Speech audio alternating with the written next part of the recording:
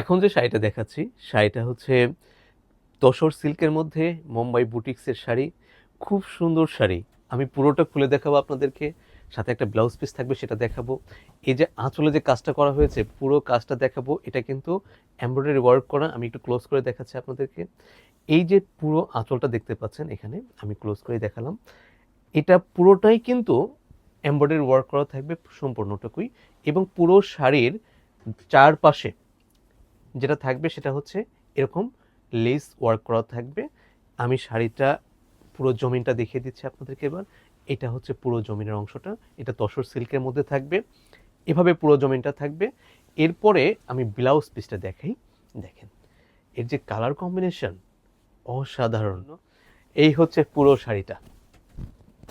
শাড়ির প্রাইস থাকবে মাত্র ৩,৮৫০। শাড়ির প্রাইস ৩,৮৫০।